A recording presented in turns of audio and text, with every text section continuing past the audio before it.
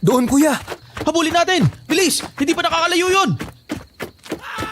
Ayun! Doon! Bilis kuya! Baka may nabiktima na naman yun. Gago! Ang bilis kumatay ng tao nitong aswang na to ah! Wakwak agad yun, Chan. Nalingat lang tayo ah. Sige, halika dito. Sumugod ka! Yeah!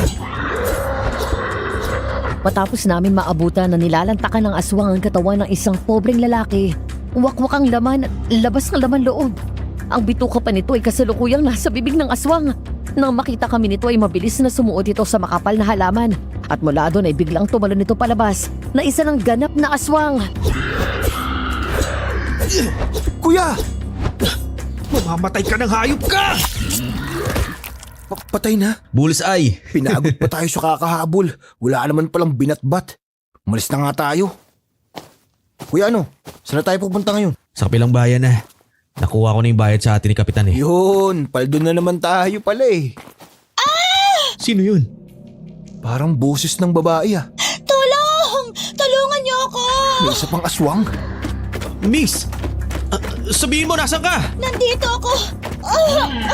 Nandiyan na siya! Dito ko sa likod ko.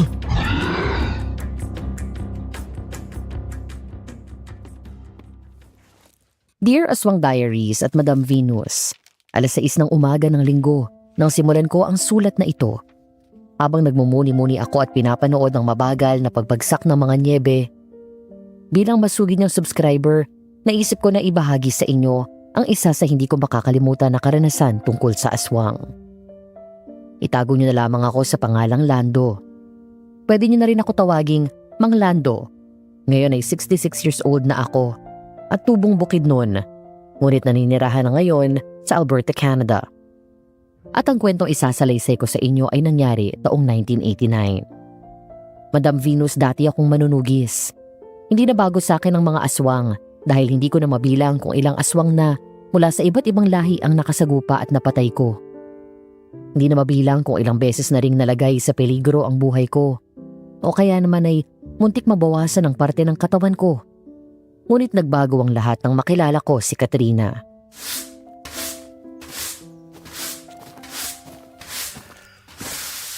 Nay! Nay Adela, nandito na po kami. Ay, salamat sa Diyos at nakauwi kayo ng buhay at maayos. Ano po? Oh, kaawaan kayo ng Diyos. Nay, may kasama po kami. Magandang araw po. Ay, teka. Sino ba itong magandang dalaga na ito, anak? Nay, si Katrina po. Katrina, si Nanay Adela. Ikinagagala ko po kayo makilala. Ganon din ako. Nadaanan namin siya ni Castor dun sa pangalawang huling bayan na pinuntahan namin. May umahabol sa kanyang aswang at nagkataon na may tinutugis din kaming ibang aswang. Tinulungan namin siya kaya lang wala siyang mapupuntahan kaya sinama ko na dito. Baka kasi mapano siya kapag kainiwan namin eh. Pasensya na po kayo kung nakaabahala man ako. Naku, wag mo intindihin yon. Mabuti nga at itong mga anak kong nakatsyempo sa'yo. Sadyang matulungin ang mga to. At hindi ka nakakaabala. Hala, sige, pumasok na kayo. Maghahanda na lang ako ng makakain ninyo. Salamat po. Pasok ka ate. Nay, puntahan ko lang po si Ana. O sige, bumalik ka rin dito para kumain, ha? Opo. Naku, pasensya ka na dyan kay Castor. Mukhang nangulila ng husto sa kanyang nobya. Lando, anak, dalhin mo siya sa kwarto ko at doon na lang siya matulog sa tabi ko. Opo. Katrina, pasok ka na.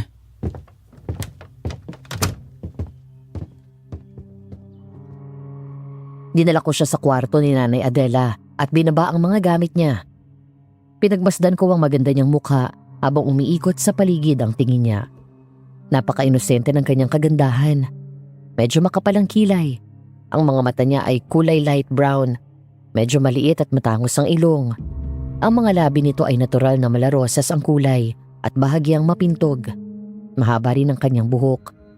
Habang nakatitig ako sa kanya, napagtanto ko na para siyang female version ni Tatay Delphine, ang yumaong asawa ni Nanay Adela at siyang nagturo sa aming magkakapatid kung paano maging isang manunugis.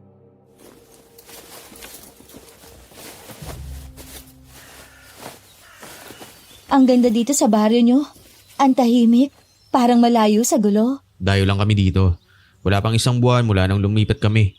Kinakailangan naming umalis sa dati naming tinitirahan dahil tinutugis kami ng aswang eh.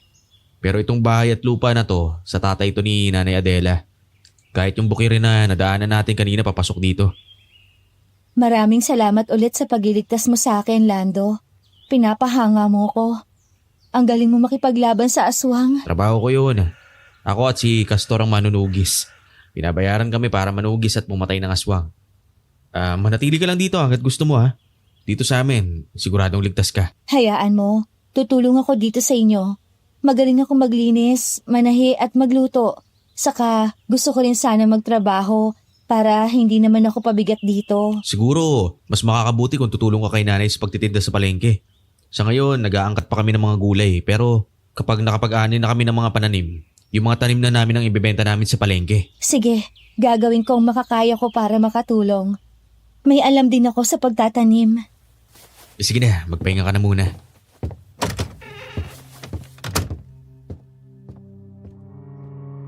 Paglabas ko ng kwarto ay agad lumingon sa akin si Nanay Adela. May ngiting nanunukso habang nagluluto ito ng sinangag at daing na galunggong. Tinulungan ko siya at ako ang gumawa ng pako salad na may itlog na maalat.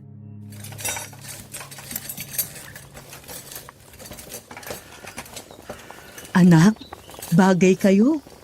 Hindi mo ba nobya yun? Nanay talaga hindi po. Ba't hindi mo ligawan kung ganun? Huwag mo sabihing hindi ka nagagandahan sa kanya.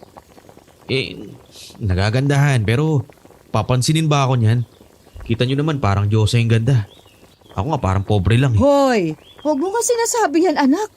Ang tapang mo makipaglaban sa aswang pero sa babae ka lang pala titiklop. Hoy, Lando, gwapo ka naman. Matipuno, macho, tayo manggi, Pilipinong-Pilipino. Maganda at mapungay ang mga mata mo. Ang ilong mo, nakuha mo yung ilong mo sa tatay mo.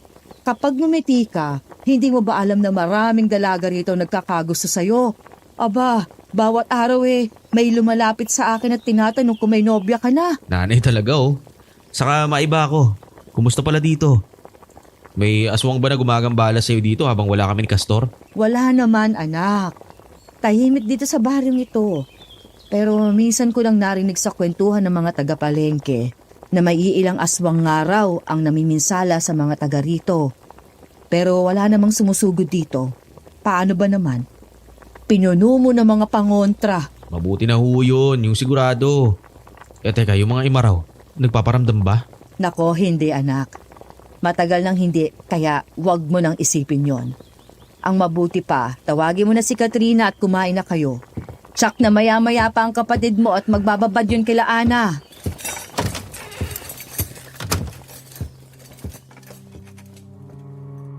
Paglabas ko mula sa kwarto namin ni Castor, natigilan ako nang maabutan si Katrina sa gitna ng madilim na paligid. Nakaupo sa tabi ng bintana at nakatanaw sa labas. Maya-maya ilumingon ito at ngumiti sa akin, kaya naman nilapitan ko siya at naupo sa kanyang harapan.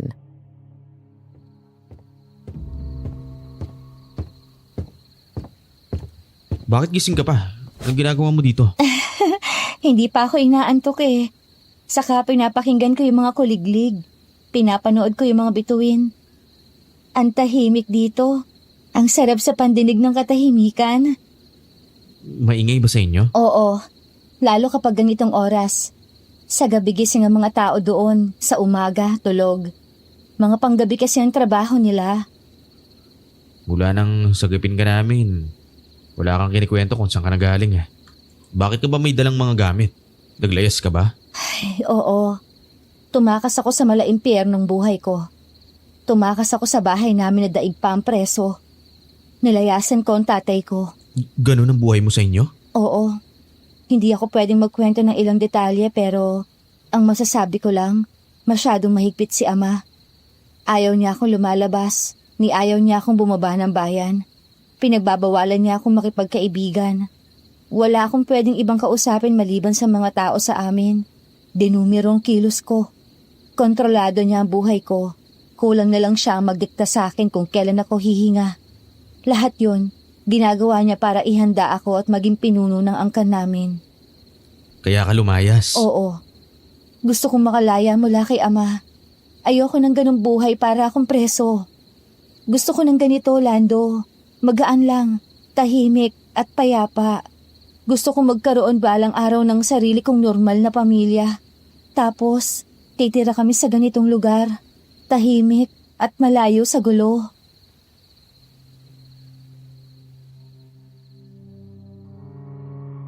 Nang lumingon ako sa labas ay biglang bumigat ang pakiramdam ko. Kasunod ng pangangalisag ng balahibo ko sa braso. Nang sumulyap ako sa bote na may langis, laraw akong naalarma nang makitang kumukulo yun.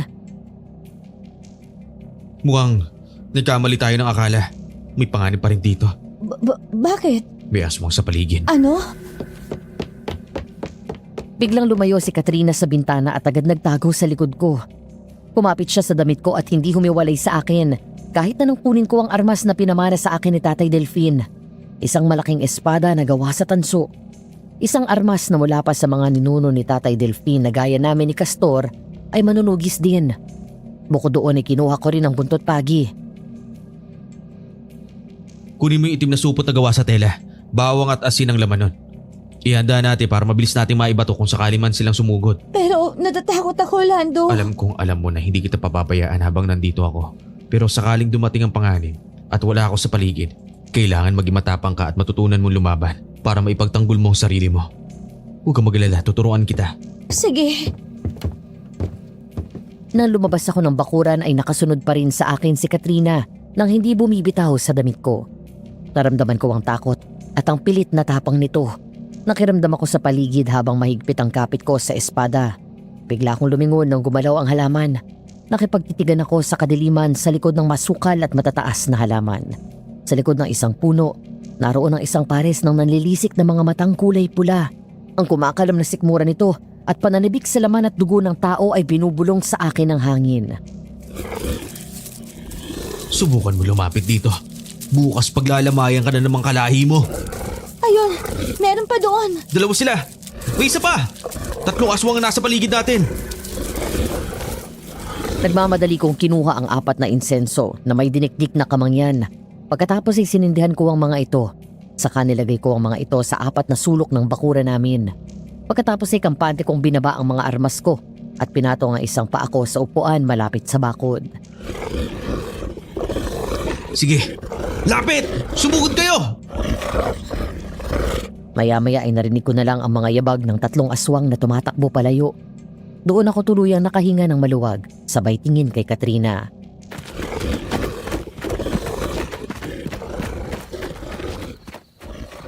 Umalis na sila. Ay, salamat.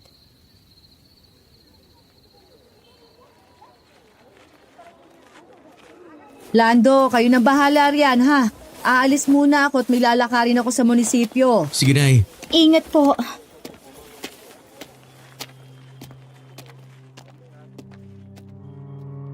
Lumipas sa mga araw, Madam Venus.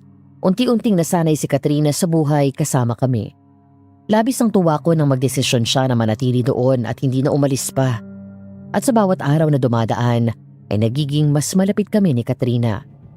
Habang unti-unti ko siyang nakikilala, mula sa pagkakaibigan ay nagkaroon kami ng lihim na pagkakaintindihan ng higit pa sa isang magkaibigan.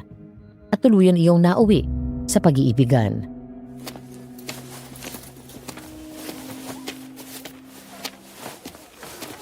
Kuya! Ang bigat! Bakit ngayon itong kamatis? Anong oras na mag-alas 8 na? Na-flat na naman yung gulong ng kolong-kolong habang papunta kami dito. Inayos pa namin ni Kuya Densyo. Oo, uminom ka muna. Salamat, ate. Ay, Suke! Maganda umaga po. Pili ka lang. Ito lang po ba? 50 pesos lang po. Maraming salamat. Ah, nga pala. May napansin ako mula nung tumira ako dito sa inyo. Hindi niyo humukha si Nanay Adela at Tatay Delfin. Yun ba? Hindi sila ang tunay ng mga magulang namin. Ha? Totoo? Oo, ulila kami ni Castor. At sila Nanay Adela at Tatay Delfin ang best friend ng mga magulang namin nun. Sila Ronaldo at Lenita. Gaya namin ni Castor, ang tatay ko isang albularyo at si Tatay Delfin naman isang manunugis. Noon pa man, malapit na ang pamilya namin sa mga masasamang elemento dahil na rin sa klase ng trabaho ni Tatay Delfin at ng mga magulang namin. Meron kaming mortal na kaaway. At ang aswang na yon ay yung mga imaraw. Imaraw? Oo, isang aswang na mula sa lahi ng mga gabunan. Ang kwento sa amin ni Tatay Delfin, matalik na magkaibigan noon siya, ang tatay namin at isa pang kaibigan nilang nagngangalan na Rigo. Rigo? Malapit silang tatlo sa isa't isa at para magkakapatid na yung turingan. Hanggang sa nagkaroon ng lamat yung pagkakaibigan nilang tatlo na maaksidente at mapatay ng tatay ko at ni Tatay Delfin ang isang aswang na imaraw. Yun pala ang napatay nila, ang asawa at anak ni Rigo. Doon nila nalaman na aswang pala si Rigo. Galit na galit nun si Rigo. Doon na nagsimula ang hidwaan ng dalawang kampo. Gumanti si Rigo. Pinatay niya ang lolo at lola ko. Pati na rin yung tatay ni Tatay Delfin.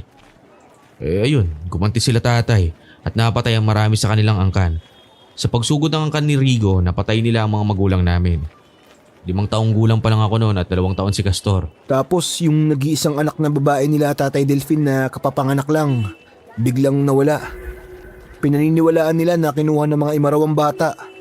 Si Tatay Delfin naman, sinuyod niya yung pinagtataguan ng mga imaraw pero nakaalis na sila. Hindi na nahanap yung anak nila hanggang sa magkasakit siya at namatay. Mula din nun, kami na ang naging anak nilang mag-asawa. Bago pumanaw si tatay, tinuruan niya na kami ni Kuya Lando kung paano maging isang manunugis. Buhay pa ba yung baby? Ewan, walang nakakaalam. Kung buhay man, sigurado ako noon na ginawa ng aswang yun ang mga imaraw. Kung hindi ko lang alam na kinuha ng aswang ang anak ni Nanay Adela, iisipin ko ikaw yun. Bakit naman? Kamukha mo kaya si Tatay Delfin. Para kang babaeng bersyon niya. Kaso imposible naman na ikaw yun. May mga magulang ka naman, sabi mo. Oo nga. Uy, okay ka lang? Ba't parang bigla ka na lang natulala? Ha? Wala ito. Ay, good morning ma'am. Ang aga natin ngayon Sariwa po mga kamatis namin. Galing po yan mismo sa pananim namin. Kuya, ate, una na ako. Sige, mag-iingat ka.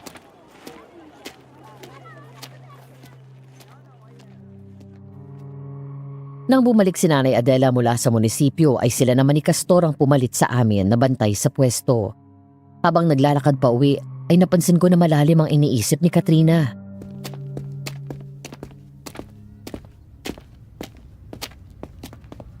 Oh, Kat. Ayos ka lang ba? Ang lalim ng iniisip mo Sorry, hindi lang mawala sa isip ko yung baby ni Nanay Adela. Siguro kung nandito siya, baka magkaedad lang kami noon at baka magkasundo kami. Yan din ang sabi ni Nanay Adela sa akin. Naaalala nga daw niya sa'yo yung anak niya dahil hawig kayo ni Tatay Delfin. Tignan mo nga sa sandaling panahon lang magkasundo na kayo. Magaan daw kasi ang loob niya sa'yo Sana hindi pa huli ang lahat. Sana makita pa niya ang anak niya. Sana nga pala, Kat, pwede kitang maimbitahan. Saan? Lalabas. Ang date. Talaga? Sa pagkakaalam ko sa mga iniimbitahan ng date, kapag mas higit pa sa pagkakaibigan ng gusto mo sa babae. Ganun na nga. Hindi pa ba halata? Matagal-tagal na rin kasi akong nakatira dito. Hindi ko naman tinatago sa'yo na gusto kita.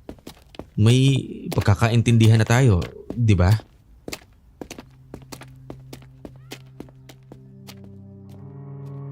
Bumaba ang tingin ni Katrina sa kamay niya nang hawakan ko yun. Umiti lang ito sa halip na bawiin yun pagkatapos ay marahang tumango.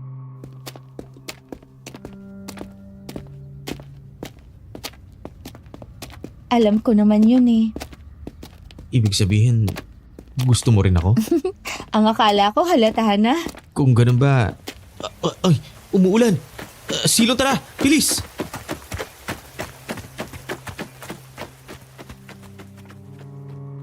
Nagmamadali kaming tumakbo ni Katrina sa malapit na luma at saradong tindahan.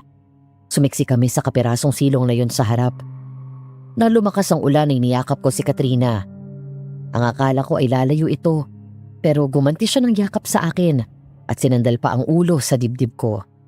Ang sandaling yon ang nagkumpirma sa akin na iisa nga kami ng nararamdamahan para sa isa't isa. Hindi ko alam kung anong pumasok sa utak ko ng mga sandaling iyon, Madam Venus. Dahil basta ko na lang inangat ang kanyang muka at mapangahas ko siyang hinalikan sa labi.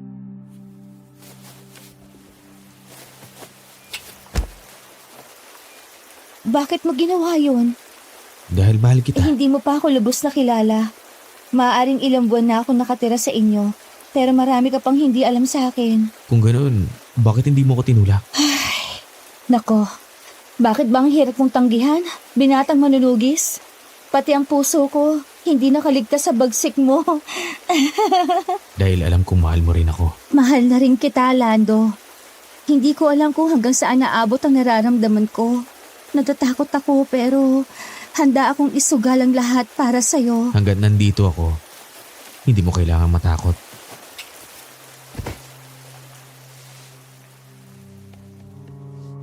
Muli naming hinalikan ng isa't isa.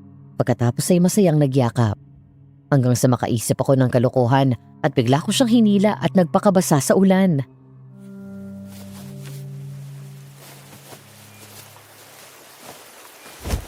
Lando! Ano ba? Baka magkasakit tayo. Ay! Ibaba mo ako! Matibay yata to. Halika, bilis!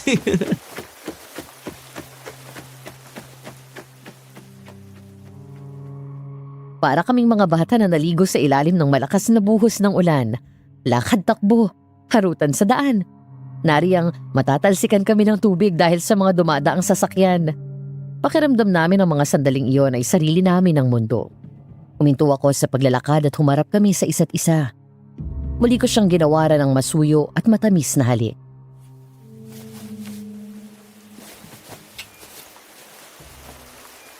Katrina, unang beses pa lang kitang makita. Lalo na nung gabing yun. Parang nakita ko na kagad yung hinahanap ko. Yung buhay na kasama ka at yung mga anak natin. Sa madaling panahon na nakilala kita, sapat na yun para masabi ko na ikaw ang babaeng gusto kong pakasalan. Lando, sigurado ka ba? Walang halong duda, no? Siguradong sigurado ako. Hayaan mo, tutuparin natin ang mga pangarap mo kasama ako. Ayoko na maghintay ng matagal pa. Hindi na rin naman tayo mga bata eh. Magpakasal na tayo kaagad. Oo, magpapakasal ako sa'yo.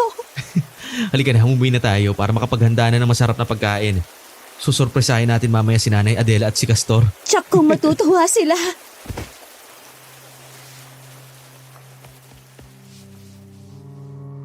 Isang gabi mula sa birthday party ng isang kaibigan namin ni Castor, napilitan kaming maglakad pa uwi nang masira na naman ang kolong-kolong na sinasakyan namin papunta doon.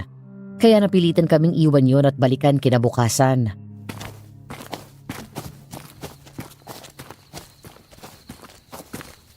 Kuya, bilisan natin at baka may lumabas na namang aswang. Mapapalaban tayo niyan. Ako pa sasabihin mo nung mabagal. Ikaw nga itong mabagal eh. Sinabi ko na sa'yo alalayan mo lang ang inom ng alak. Minsan lang naman yun. Ate sinisero mo na ako ni kuya. Ikaw, ate ka ng ate sa akin? Mas matanda ka pa nga ng 2 taon eh. Kahit na. Syempre.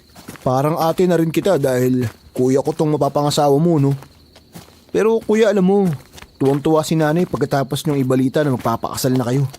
Botong-boto siya kay ate. Talaga? Ikaw? Oo naman. Excited nga ako sa kasal niyo eh.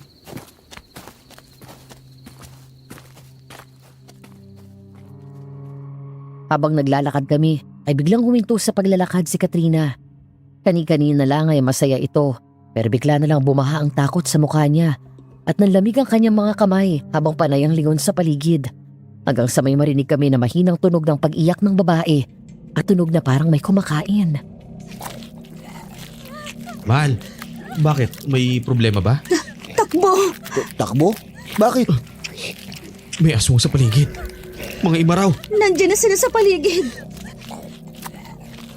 Hanggang sa napaatras kami nang sa wakas ay makita namin ang aswang.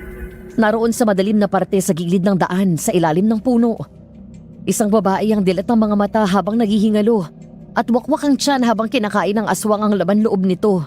Dahil doon ay sinunod namin si Katrina at mabilis kaming tumakbo. Ilang sandali pa, mula sa makapal at mataas na talahiban, 2 aswang ang humarang sa aming 3. Mabilis nagtago si Katrina sa likod ko. Kami naman ni Castor ay agad pinunot ang aming mga sandata. Sa kanya ay ang kalis, na ayon kay Nanay Adela ay pag-aari pa ng tatay ni Tatay Delphine na isa ring manunugis. At ang sa akin naman ay ang tansong espada. Agad kaming humawak sa aming medalyon at umusal ng dasal. Katrina! Magtago ka! Bilisan mo! Mabilis tumakbo si Katrina papunta sa likod ng isang puno. Malakas na umangil ang aswang pagkatapos ay sumugod sa amin. Nang inumang ng mga ito ang mahaba at matalim nilang kuko, ay agad kong sinanggalang ang espada Sabay sipa ng malakas sa tiyan nito. Sumugod kami ni Castor. Sa bawat galaw at sugod ng aming espada ay sinisiguro naming mag-iiwan yun ng sugat sa kanilang mga balat. Kuya!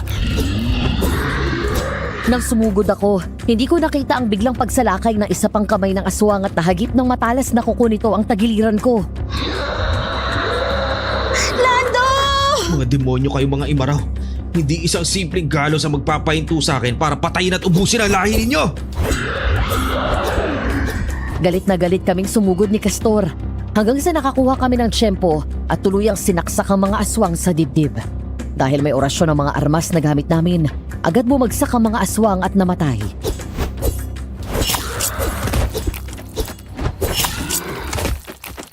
Lando! May sugat ka! Malayo to sa bituka, ma. Kahit na! Halika na! Umuwi na tayo para magamot ko yung sugat mo! Ate, paano mo nalaman na may aswang sa paligid?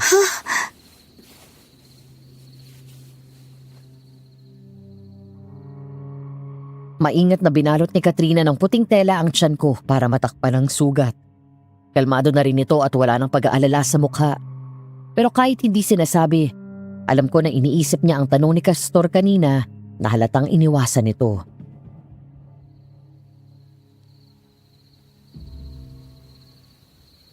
Kuya, matutulog na ako. Sige. Nay, matulog ka na. O siya, at maiwan ko na kayo. Lando, huwag na kayo masyado magpuyat.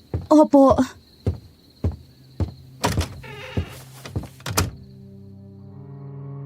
Nang maiwan kami ni Katrina sa sala, inabala nito ang sarili sa pagliligpit ng first aid kit at mga halamang gamot na nilagay nito sa sugat ko. Habang inaayos niya ang mga yon sa cabinet, lumapit ako sa kanya at malambing siyang niyakap sa likod.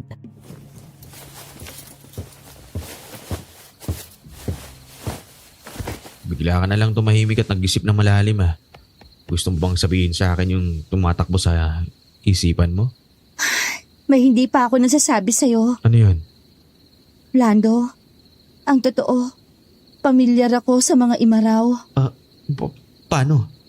Kilala mo ang lahi nila? Oo, minsan ko nang nasaksihan kung paano sila pumatay kaya alam ko kapag nasa paligid sila. Dahil sa kanilang amoy. Tama, Paano mo nakita yun? minsan na akong nakarating sa pusod ng gubat. Doon sa dating bayan kung saan tayo unang nagkakilala. Doon sa gubat, nakita ko mga taong dinukot nila. Nagkataon na kabilugan yun ng buwan. Lahat ng mga bihag nila, pinatay at kinain nila. Dahil doon kaya nalaman ko ang amoy nila. Nakilala ka ba nila? May nakakakita ba sa'yo? Hindi ko alam. Ang mga aswang na nagmamanman sa atin. Marahil mga imaraw yun. Kung nakilala ka nga nila, ibig sabihin, matagal ka na nilang sinusundan. Mangako ka sa akin, Lando. Kahit anong mangyari, kapag nagtangka silang kunin ako, huwag na huwag mo kong ibibigay sa kanila. Pangako, mahal ko. Walang sino man ang makakapagpalayo sa ating dalawa. Dito sa piling namin, ligtas ka.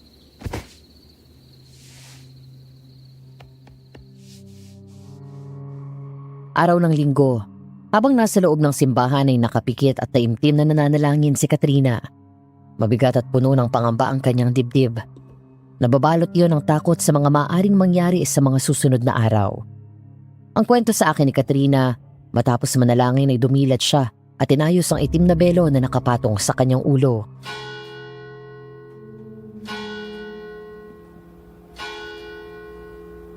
Panginoon, alam kong hindi ako karapat-dapat na humarap sa'yo dito sa tahanan mo at kausapin ka ng ganito. Mula ako sa kampo ng mga aswang na ang sinasamba ay si Lucifer. Ngunit buong puso ako nagpapakumbaba at naninigluhod na lumalapit sa'yo. Ayoko na pong bumalik sa amin. Hindi ko na kayang sigmurain ang buhay na pinipilit ng aking ama sa akin. Wala akong masyadong alam tungkol sa'yo. Pinalaki ako ng aking ama sa paniniwala na masama ka at kailangan ko lang pakinggan ay si Lucifer. Pero ibang sinasabi ng puso ko. Ang sabi ng mga nakilala ko, mabait, maawain at makapangyarihan kang Diyos. Tulungan mo po ako. Malayain niyo ko sa buhay na daig ko pa ang isang preso. Ate, tapos ka na magdasal? Oo, Halika na. Baka naghihintay na si kuya dun sa lugar kung saan tayo magkikita. Saan ba yung pinuntahan niya? Bakit biglaan naman yata? Nakipagpulong siya kay kapitan. May nakita kasing patay ulit kagabi doon malapit sa bukid natin. Ang sabi, aswang daw ulit ang may sala, kaya pinatawag agad siya. Ay, kahit saan talaga naghahasik sila ng lagim. Huwag ka mag-alala ate. Kaya nga may manunugis na gaya namin para tugisin at patayin ng mga aswang na yan. Castor, mauna ka na. May naalala akong bilhin para sa lulutuin ko mamayang hapunan. Samahan na kita. Hindi na. Kaya ko na to. Mauna ka na doon. Kilala mo naman ang kuya mo. Ayaw na pinaghihintay siya ng matagal. Baka magalit yun. Sige, hintayin ka na namin. Bilisan mo ha. Oo.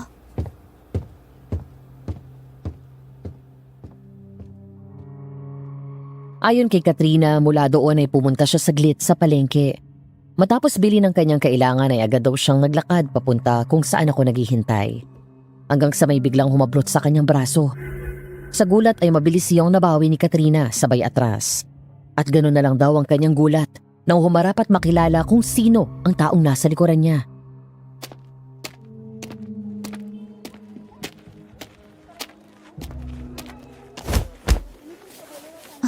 Ama, Sa wakas nakita rin kitang bata ka. Ilan na sa lahi natin ang napatay at napahamak dahil sa katigasan ng ulo mo. umalis ka na. Hindi na ako babalik sa atin. Alam mong hindi maaari ang gusto mo, Katrina. Ikaw ang nakatakdang hahalili sa akin bilang pinuno ng ating lahi. Hindi. Hindi ako papayag. Hindi gaya nyo. Hindi ako aswang. Aswang ka, Katrina. Pagbalibalik-tarin mo man ang mundo, aswang ka. Mula ka sa lahi ng mga Imaraw. Kung ganun, bakit hanggang ngayon hindi ako nagpapalit ng anyo? Sabihin mong totoo, Ama. Tunay niyo ba akong anak? Ano mong pinagsasabi mo? Natural ako ang ama mo. At sa araw ng pag-upo mo bilang pinuno ng mga Imaraw, doon ka palang magbabago ng anyo. Hindi ako tanga, Ama. Alam ko ang balak ninyo. Dahil hindi ako nagpapalit ng anyo, gagawin ninyo akong aswang. Pero hindi ako papayag. Mamamatay muna ako bago niyo ako gawing halimaw na gaya niyo. Sasama ka sa akin sa ayaw at sa gusto mo. Hindi ako sasama sa'yo. Maayos na ang buhay ko dito, Ama. Dito ako masaya. Sa lugar kasama ng mga normal na tao. Malapit na rin akong ikasal kaya hayaan niyo na ako. Hindi ka magpapakasal sa isang tao. Hindi ako papayag. Isang Imaraw ang dapat mong pakasalan para ipanganak mo ang bagong henerasyon ng ating lahi. Hindi! Hindi ako magluluwalang isang gaya mo. Alam mong wala kang magagawa laban sa akin. Meron, Ama. Patutunayan ko sa'yo na tama ang desisyon kong iwan ng impyernong lugar na pinamulot mo sa akin. Katrina!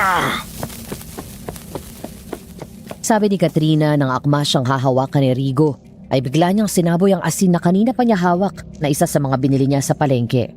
Pagkatapos ay sinambuyan niya ito ng banal na tubig na kinuha ko mula sa bukal na may orasyon. Napaso daw si Rigo at matapos yun ay agad tumakbo ng mabilis si Katrina. Lakad takbo habang panay ang lingon niya. Ayon pa sa kanya, sa kabila ng ginawa niya ay hinahabol pa rin siya ni Rigo. Katrina! Bumalik ka dito! Panginoon, nakikiusap po ako. Tulungan niyo ako. Huwag niyo akong hayaan na makuha muli ng ama ko. Ayoko nang bumalik sa impyernong lugar na yon. Hanggang sa wakas ay matanaw na daw niya ako kasama si Castor. Nang mga sandaling iyon, malayo pa lang ay nakita ko na siyang tumatakbo. At bilang isang manunugis na malakas ang pakiramdam at matalas ang mata, agad kong nakita ang takot at pangamba sa mukha nito. Dahil doon ay tumakbo na ako at sinalubong siya. Nang makalapit sa akin si Katrina, nanginginig at nanlalamig ang buong katawan na yumakap siya sa akin. Katrina! Anong nangyayari sa'yo? Aswang! Hinahabol ako ng aswang! Ano? Isang Imaraw! Nasaan? Agad gumala ang tingin ko sa paligid at huminto sa isang matangkad, maitim at bruskong lalaki sa di kalayuan. Nalilisik ang mga mata sa galit habang nakatitig sa amin. Habang wala akong kaalam-alam ng panahon na yon kung sino ang lalaking iyon sa buhay niya, agad akong nakaramdam ng matinding galit nang tuluyan kong makilala ang lalaki. Rigo, demonyo ka talaga. Pagkatapos mong patayin ng mga magulang ko, ang babaeng mahal ko naman ang kukunin mo sa akin. Castor, hawakan mo si Katrina. Papatayin ko ang hayop na pinuno ng mga Imaraw. Lando, huwag! Mapapahamak ka lang. Isa pa, Baka may ibang inosenteng taong madamay. Pakiusap, umalis na lang tayo. Natatakot na ako. Siya nga naman kuya. Halika na. Hindi pa itong tamang pagkakataon para harapin natin siya. Hindi pa tayo tapos, Imaraw. Darating ang araw na susunugin kita at ibabaon kita sa ilalim ng lupa. Halika na, Lando!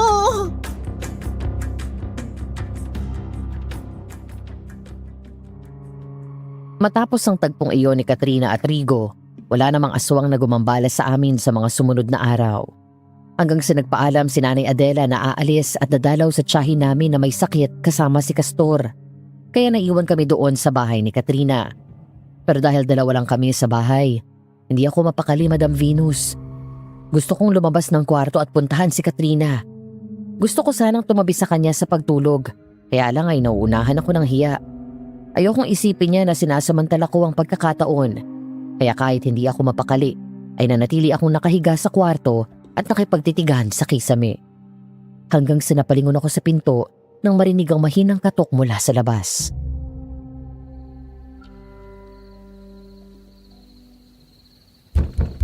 Mahal, natutulog ka na ba?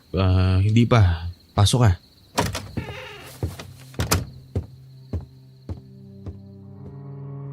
Sinalubong ako ng ngiti ni Katrina at nagmamadaling sinarado ang pinto saka humiga sa tabi ko. Agad ko siyang niyakap ng mahigpit at hinalikan sa noo.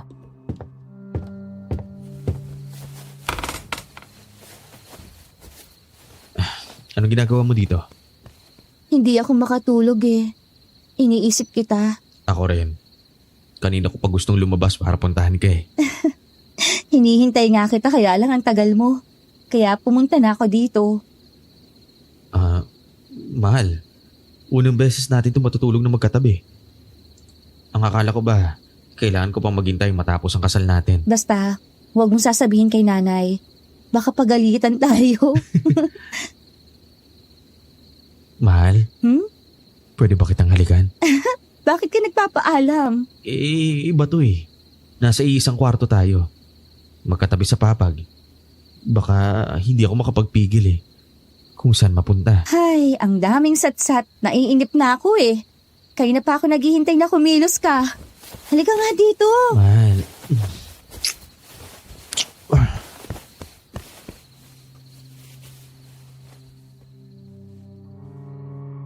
Wala na akong nagawa nang bigla akong hinalikan ni Katrina.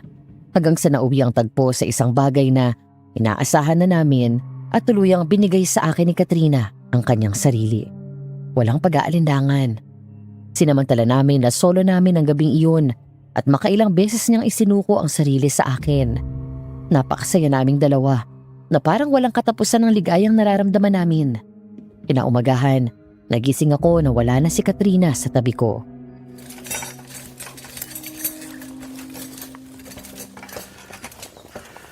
Mahal? Ay, gising ka na pala.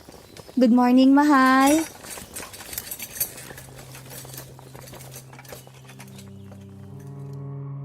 Magaan ang pakiramdam na lumapit ako kay Katrina at niyakap ko siya mula sa likod. Pagkatapos ay hinalikan ko siya ng matagal sa sentido at marahang hinimas ang kanyang tiyan.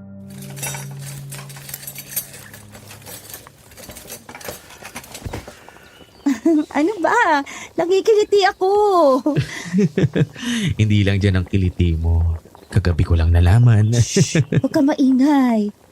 Hoy, huwag mong sasabihin kay nanay at Castor na nangyari ha. Sus, kahit hindi natin sabihin, alam na nila yon. Basta. Isang buwan mo lang ngayon. Baka magdalang tao ka na sa panganay natin. Ano, masaya ka ba? Sobrang saya ko. Sa isang linggo na yung kasal natin. Excited na ako. Ako rin, Lando. Hindi na ako makapaghintay ng buhay kasama ka.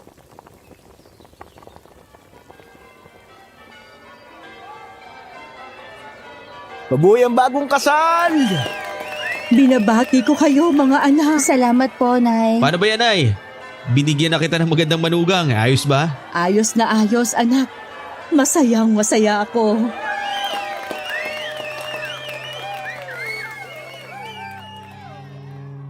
Wala na yatang paglalagyan ng sobrang kasiyahan ko nang sa wakas ay kinasal na kami ni Katrina. Tanging civil wedding lang ang gusto niya. Pero dahil siya ang pinaka-espesyal na babae sa buhay ko, pinili ko na magpakasal kaming dalawa sa simbahan. Simple lang ang aming kasal, maging ang aming kasuotan. Pero para sa akin, si Katrina ang pinakamagandang babae sa paningin ko ng araw na yon. Bagay na bagay sa kanya ang kulay puting trahe de bodang suot niya. Mula sa simbahan ay dumiretso kami sa bahay kung saan naghihintay ang isang maliit na salo-salo kasama ang mga piling malalapit na kaibigan at mga kamag-anak namin. Habang nagsasayaw kaming dalawa ay sinasabitan kami ng pera ng mga bisita.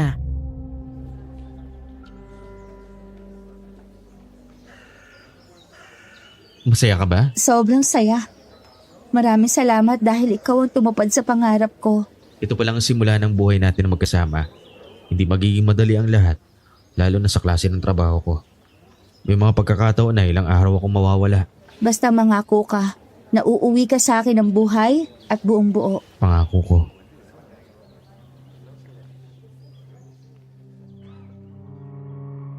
Maya-maya ay lumingon naman si Katrina nang lumapit sa amin si Nanay Adela at nagsabit ng pera.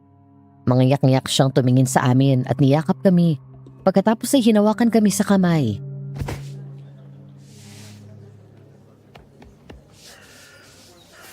Magmahalan kayong dalawa habang buhay. Kahit na may mga araw na galit kayo sa isa't isa, piliin niyo pa rin intindihin ang bawat isa at ayusin ang problema. Lando, ikaw ang padre de pamilya. Tungkulin mong protektahan at bigyan ng maayos na buhay si Katrina at ang magiging pamilya ninyo. Hindi ko po kakalimutan yun, Nay. Maraming salamat po sa lahat ng ginawa niyo para sa akin. Salamat po dahil kahit wala na yung mga magulang namin, hindi niyo pinaramdam sa amin ni Castor na may kulang sa amin. Mahal na mahal po kita, Nay. Ay, mahal din kita, anak. Hindi man akong nagluwal sa'yo pero iniluwal ka ng puso ko. Kayo ng kapatid mo. At ngayon may asawa ka na. Gawin mong prioridad si Katrina, ha? Huwag ka nang tumanggap ng trabaho sa malalayong probinsya para manugis ng mga aswang. Hindi biro ang maiwan ng asawa mo sa bahay na nag-aalala sa'yo habang nakikipaglaban ka. Opo, Nay. O tama na yan, kiss!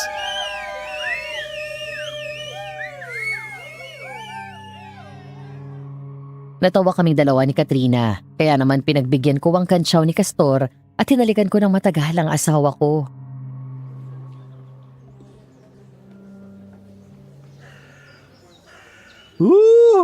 May asawa na si Landong manunugis!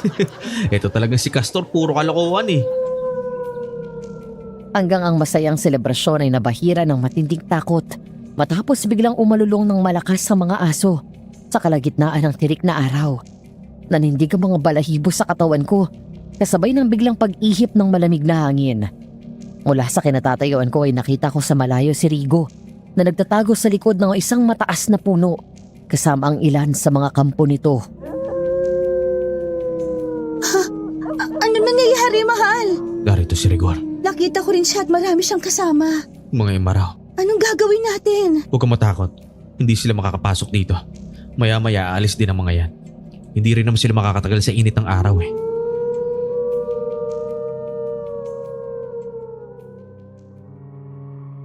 Kinagabihan matapos ang selebrasyon at nang makapagligpit na ng mga pinaggamitan, isa-isa naming binuksan ang mga regalo ng aming mga bisita. Masayang-masaya kami nang matanggap ang mga gamit sa bahay.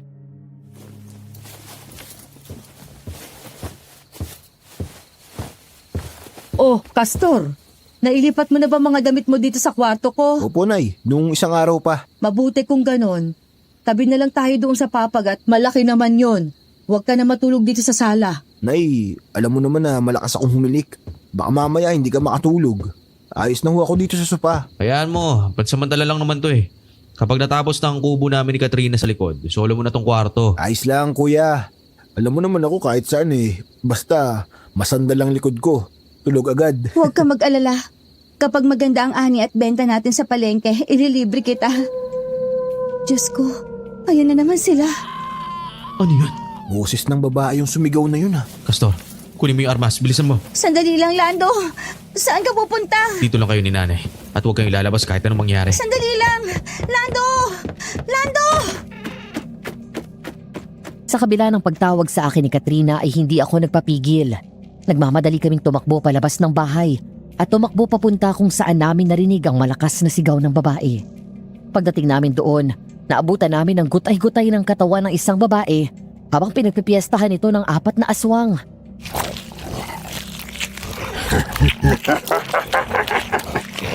Ganyan niya, mga kasama. Namnaman niyo ang laman ng tao. Yan ang premyo ko sa inyo. Rigo, Hanggang sa lumingon sa amin ang mga ito. Bukod sa 4 na imaraw, pang-5 si Rigo na siyang namumuno sa mga ito ang nadatna namin doon. Patayin niyo yung dalawang yan. huwag kang magtago sa likod ng mga kampon mo. Ikaw ang lumapit sa akin at kalabanin mo ako. Sugod! Kuya, ingat! Agad kaming nagtalikuran ni Castor nang sumugod sa amin ang 4 na imaraw. Gamit ang aming espada at buntot pagi, agad namin sinanggalang gamit ang mga armas na umatake sa amin ng mga ito. Sipa, suntok, hagupit na buntot pagi. Napuno ng sigaw namin at angil ng mga aswang ang paligid. Hindi mo ako mapapatay, Rigo. Isusunod ko kayo sa mga magulang niyo. Babayad ka sa pagpatay mo sa mga magulang namin, demonyo ka! Bumalik kayong lahat sa impyerno, mga demonyo kayo! Sa pagsugod sa akin ng aswang, sinalubong ko ito ng saksak sa tiyan. Diniin ko yun ng husto, sabay bunot ng isa pang patalim at sinaksak pa ulit ito sa dibdib. Mabilis kong binunot ang mga yon mula sa katawan ng aswang at agad sumugod sa 3 aswang na pinagtutulungan ng kapatid ko. Mula sa likod ay ginilitan ko sa leeg ang isa pang aswang na agad nitong kinamatay. Ganon din ang ginawa ni Castor sa isa pang aswang habang nasaksak niya sa mata ang isa pa. Nang bumagsak ang huling aswang, magkahalong gulat at galit ang nakita ko sa mga mata ni Rigo. Patay na ang mga kampon mo. Ngayon, halika dito. Tayo naman ang magtoos. Mayabang ka. Manang-mana ka sa tatay mo at kay Delphine. Ang sabihin mo, duwag ka lang. Halika dito kung talaga matapang ka. Ayaw mo naman sigurong mabiyuda ang asawa mo ng maaga, hindi ba? Pinatay mo na nga ang mga magulang namin. Wala na rin si Tatay Delphine. Ano bang gusto mo? Ang asawa mo. Hayop ka talaga. Talagang magkakamatayan tayo kapag pati si Katrina kinuha mo. Bakit, Lando? Gaano mo kakilala ang asawa mo, ha? Umalis ka na! Napansin ko na biglang umatras si Rigo nang makita si Katrina at nang inangat nito ang maliit na boteng hawak at buksan yun. Halos mapaupo ang aswang sa takot nang nagtangtang sabuyan ito ng laman ng bote na yon. Tama na! Umalis ka na! Kung inaakala mo, nahihinto ako. Dahil sa pagpapakasal mo sa babaeng yan, mas lalo mo lang pinalalim ang hidwaan ng mga imaraw laban sa pamilya nyo. Hindi lang ang mga magulang mo ang may kinuha at ninakaw mula sa akin. Pati na rin ikaw. Wala akong kinukuha sa'yo! Umalis ka na!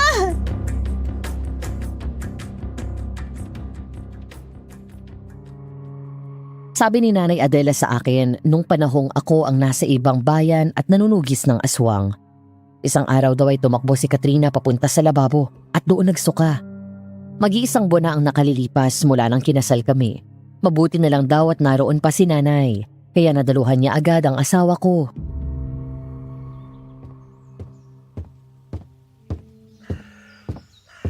Anak, nakapagpatingin ka na ba sa doktor? Hindi pa po, Nay.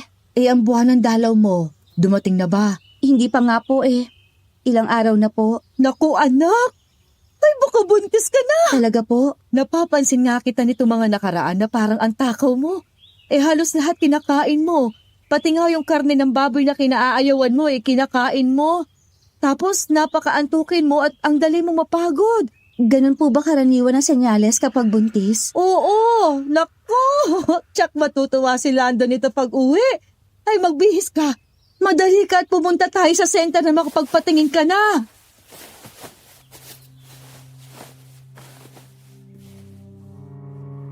Mula nang ikasal kami ni Katrina, mga misyon sa kalapit na probinsya na lang ang tinatanggap ko. Nang sa ganun ay hindi ako masyadong malayo sa asawa ko at hindi na ako nagtatagal ng 5 araw na wala sa bahay. Habang wala kami, siniguro namin ang kaligtasan ni Katrina at Nanay Adela na nagsisilbing proteksyon nila para hindi sila lapitan ng mga aswang. Samantala, Habang nasa malayo ako, ng araw na yon ay tumuloy nga sila sa center at nagpatingin. Nang lumabas sila, isang magandang balita ang kanilang baon sa pag-uwi ng bahay.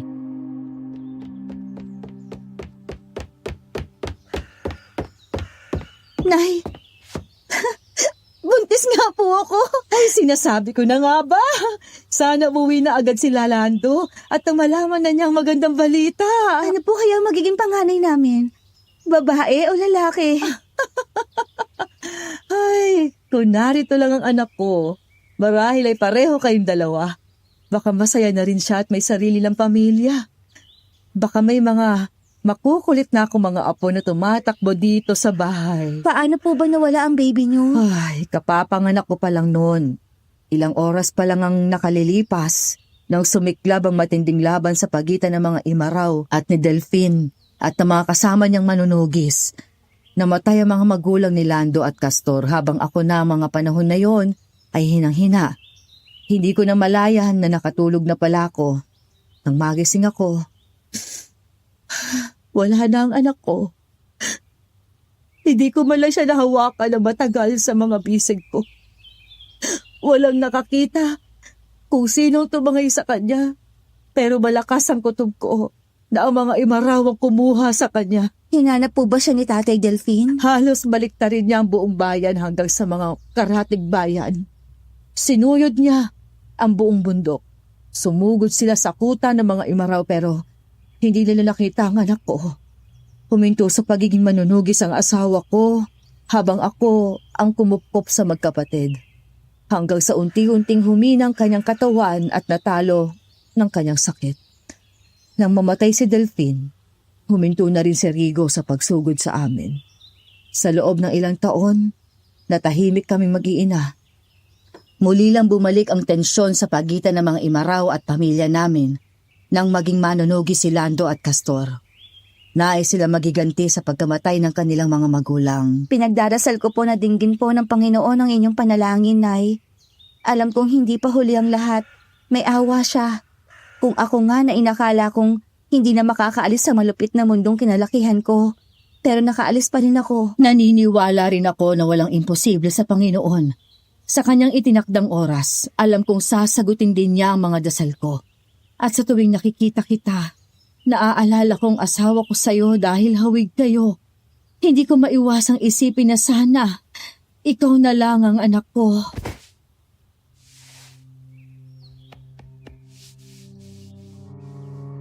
Yumakap si Katrina ng mahigpit kay Nanay Adela at hindi napigilan na maging emosyonal.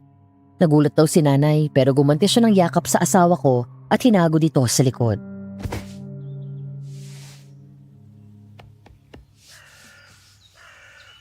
Lumaki po akong walang nanay. Kaya nung kupkupin niyo ko, kayo po ang itinuring kong nanay. Ang sarap pala sa pakiramdam na may nag-aalagang nanay at nakakausap ng ganito. Ganon din ako, anak. Masarap pala sa pakiramdam na may inaalagaan na tulad mo. Natutuwa ako na nagawa kong alagaan ka bago ka pa nag-asawa. Maraming salamat po ulit sa pagtanggap ninyo sa akin, Nay.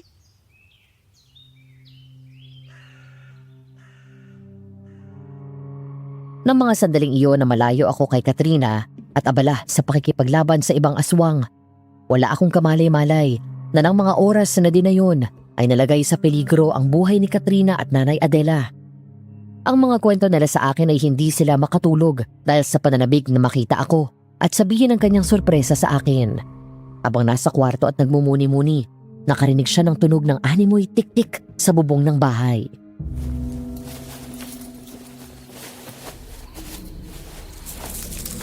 Ano yun?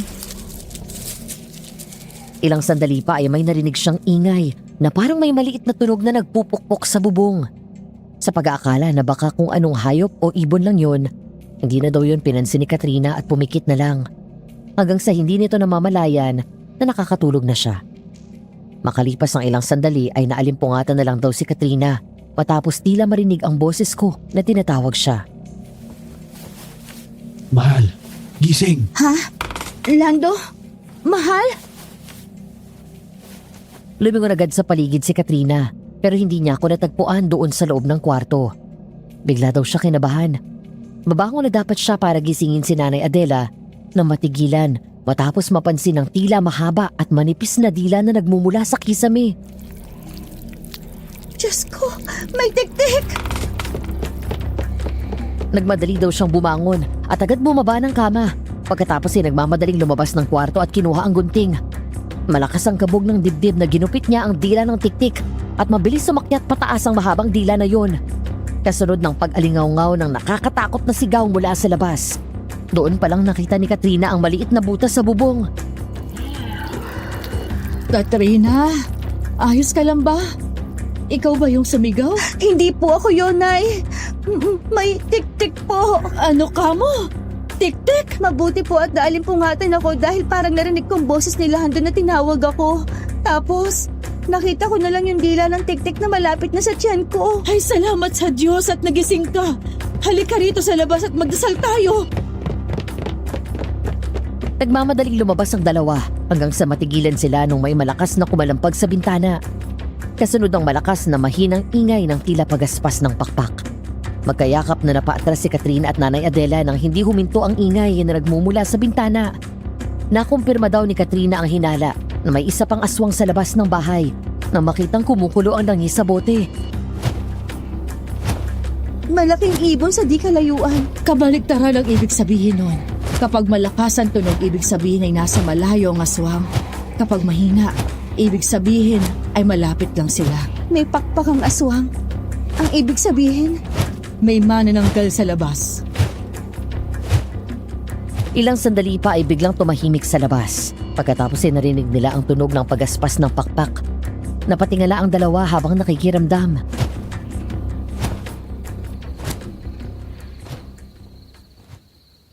umalis na yata, Nay. Sana nga. Ang sabi ni Nanay Adela nang marinig nila ang nakakapangilabot na tawa na yun. Dahan-dahan silang lumingon. At ganoon na lang ang takot na gumapang sa kanilang katawan nang makita ang manananggal na nasa labas ng bahay. Pumapagaspas ang pakpak habang nasa tapat ng kusina kung saan ang tanging harang lang ay ang manipis na kawayan. Diyos ko, Katrina! Mabilis sumatras ang dalawa, lalo na nang biglang humawak ang manananggal sa mga kawayan na nakaharang sa bintana at inuga iyon. Anong gagawin natin? Baka makapasok siya! Akong bahala, Nay. Tinuruan ako ni Lando ng gagawin. Walang takot na inabot ni Katrina ang asin at binato ng paulit-ulit ang aswang. Malakas na sumigaw ang aswang sa sakit. Habang si Nanay Adela naman ay kinuha ang buntot pagi at hinataw ng hinataw ang aswang. Lumayas ka dito, demonyo ka! Layas! Sa ngalan ni Jesus, lumayas ka! Layas! Matapos ang paulit-ulit na pagbato ng asin at sunod-sunod na hagupit ng buntot pagi, mabilis lumipad palayo ang aswang. Inanghina na napasandal si Katrina sa may lababo at si Nanay Adela naman ay halos napaupo sa sahig.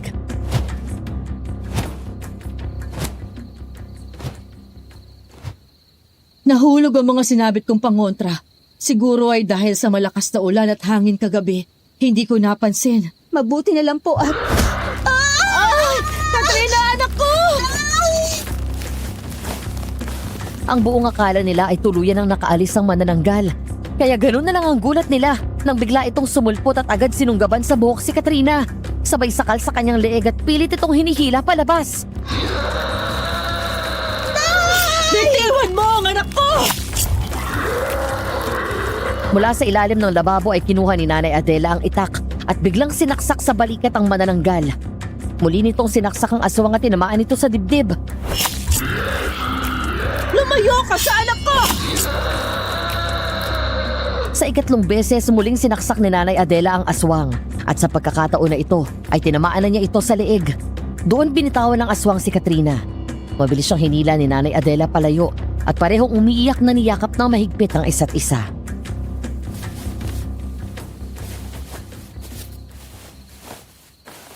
Anak, ayos ka lang ba? Ha? Nasaktan ka ba? Nay! Shh! Tahan na, anak. Tahan na. Huwag ka matakot. Nandito ang nanay. Ang baby ko, Nay! Hindi na paano ang baby mo. Nagalusan ka sa leeg dahil sa kuko ng aswang na yon. Halika, Gagamutin natin yan.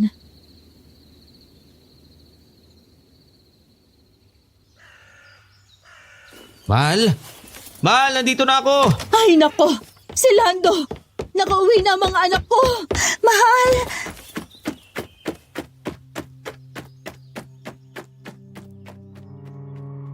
Napangiti ako nang tumakbo palabas si Katrina. 4 na araw lang akong nakalayo sa kanya, pero parang katambas nito ng ilang taon. Agad kong binagsak sa lupa ang mga gamit ko at tumakbo palapit sa asawa ko. Pinarga ko siya at mahigpit kaming nagyakap, saka hinalikan ng matagal ang isa't isa.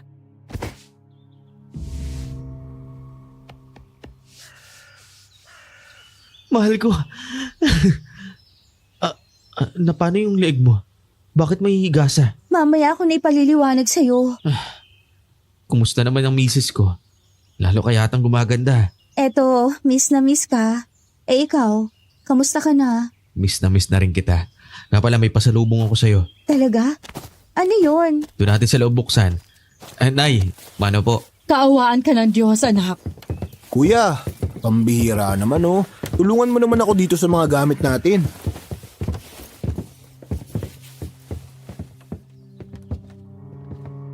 Pagdating namin sa loob ay pinakita ko kay Katrina ang lahat ng binili kong bastida, palamuti sa buhok, abaniko at kung ano-ano pa. Hanggang naupo ito sa mga hita ko at yumakap sa liig ko ang braso niya.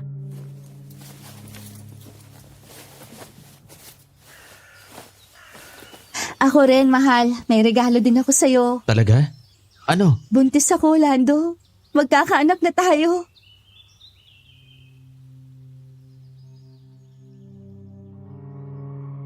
Natulala ako sa sobrang gulat, Madam Venus. Hindi ko inaasahang magkakatotoo ang sinabi ko nung unang beses na may nangyari sa amin. Dahil sa tuwa, ay niyakap ko siya agad ng mahigpit.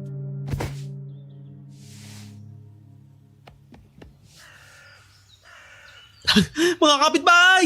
Magiging tatay na ako! Woo! Hoy, ano ka ba? Nakakahiya. Ano? Buntis ka ate? Magiging tito na ako? Mahal, salamat. Ang ganda nito sa lubong mo sa akin. Congrats kuya, ate. Salamat. Pero anak, may kailangan kang malaman. Ano po yun?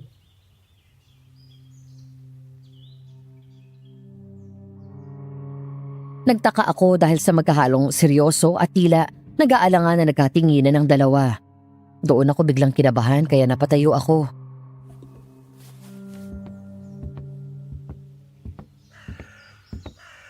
Nay? Katrina, anong kailangan kong malaman?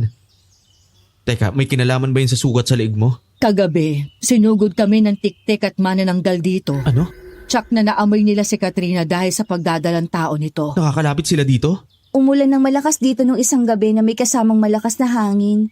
Hindi namin napansin na nahulog ang mga kinabit nating pangontra dito sa bintana sa kusina. Binutas ng tiktik ang bubong sa kwarto ninyo at muntik mapahamak ang baby nyo. At habang nakikipagpambuno kami sa manananggal, nahablot niya si Katrina at nasugatan sa leeg.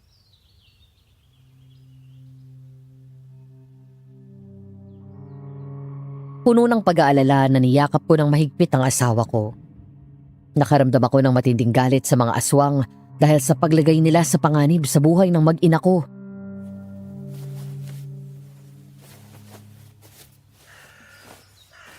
Kumusta ka na? May masakit pa ba sa sugat mo? Ayos na ako, mahal. Huwag ka na mag-alala. Si Nanay Adela nagligtas sa akin. Napatay niya yung aswang. Nagpunta si Kapitan dito kanina. Ang sabi nakita raw yung bangkay ng manananggal, hindi kalayuan dito. Aba, ang galing ni nanay ah. Siyempre, marami yata akong natutunan sa tatay nyo. Patawarin mo ako, mahal ah. Wala ako dito para ipagtanggol ka. Habang abala ako sa pakikipaglaban sa ibang lugar at pinagtatanggol ko ang buhay ng ibang tao. Kayo na sarili kong pamilya. Muntik na mapahamak dahil wala ako. Huwag mo nang isipin yun. Ayos naman ako eh. Nagpunta kami kaninang umaga sa health center at nagpasuri sa doktor. Ligtas naman si baby. Mula ngayon, hindi ko na kayo iiwan.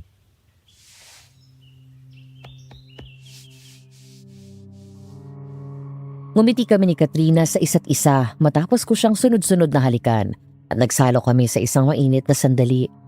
Dahil ilang araw akong malayo sa piling ng asawa ko, syempre, kailangan ko rin bumawi sa misis ko, Madam Venus. Kaya naman niyakap ko siya ng mahigpit at hinalikan pa sa sentido.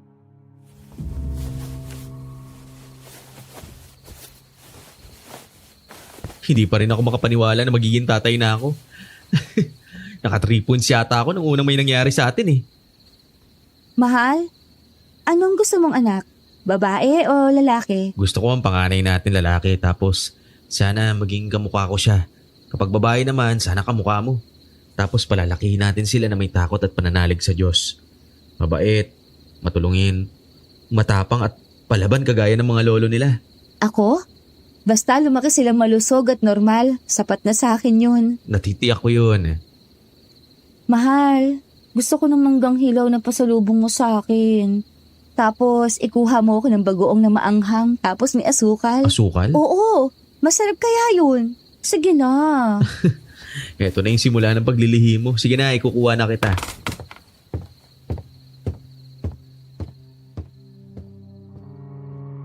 Agad kaming nagbihis, saka ko lumabas sa kusina para ihanda ang gustong kainin ng asawa ko.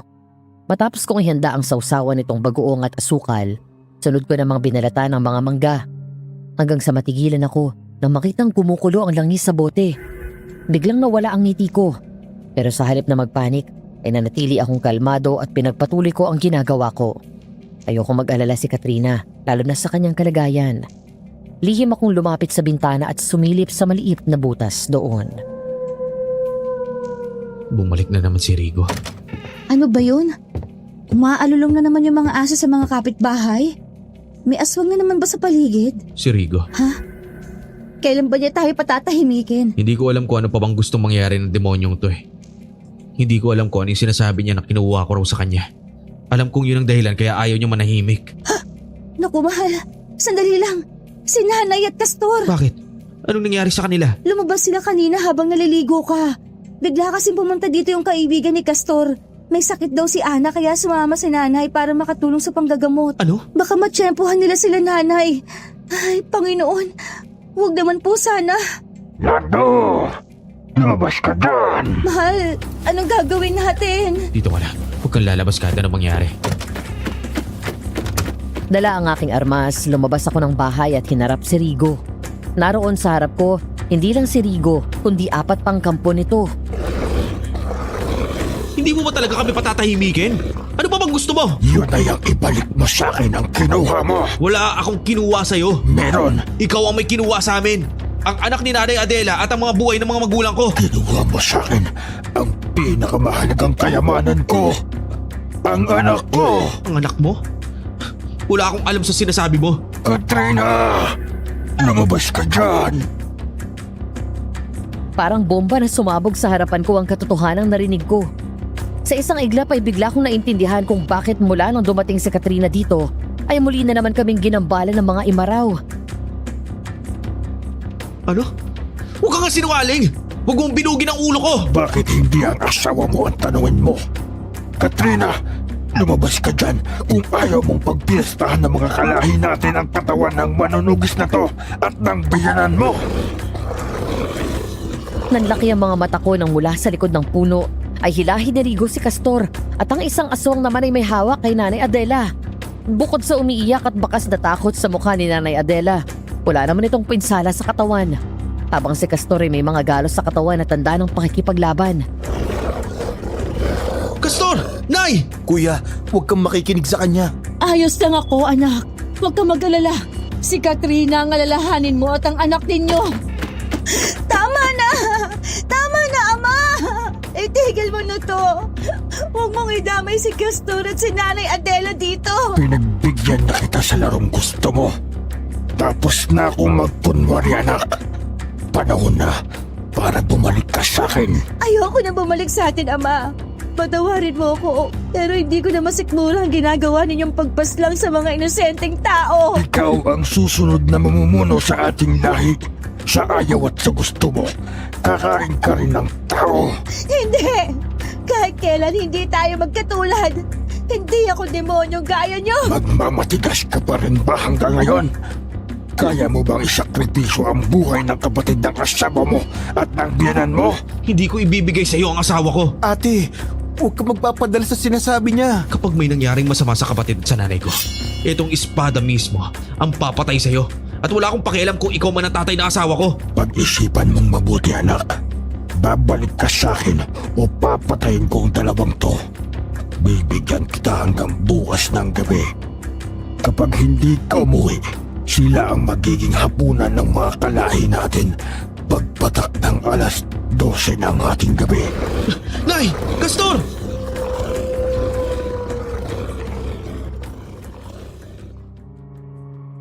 Habang nagngingit-ngit ang kalooban ko, tahimik akong nakatayo sa bintana at tahimik rin na lumuluha habang hindi humihinto ang utak ko sa kakaisip kung paano ko ililigtas ang kapatid ko at ang nanay ko mula sa mga imaraw.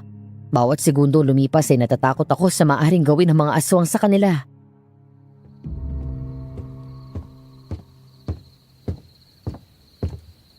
Lando! Bakit hindi mo sa akin sinabi ang totoo? Bakit hindi mo sinabi sa akin na isa kang imaraw? Na isa kang aswang? Patawarin mo ako. Pero hindi ko intensyon na ilihim sa'yo. Sasabihin ko rin sana sa'yo pero natakot ako na malaman ko na isa kang manunugis. Natakot ako na baka kapag nalaman mo, ay patayin mo ko. Lalo ako nawalan ng lakas na loob na sabihin ang totoo na malaman ko kung gaano kalaki ang galit mo sa lahi namin. Kung sinabi mo lang sana sa akin na maaga, hindi na sana umabot ng ganito. Patawarin mo ako. Hindi ko sinasadya. Umasa ako na mas iira kay Rigo ang pagiging ama niya sa akin at hahayaan ako maging masaya dito. Pero nagkamali ako. Ngayon, nasa bingit ang kamatayan ng buhay ng nanay at kapatid ko nang dahil sa iyo.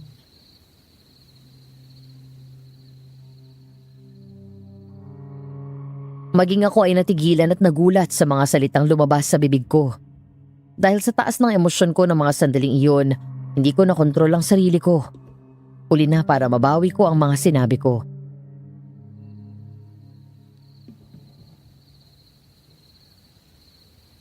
Alam ko, kasalanan ko lahat ng ito.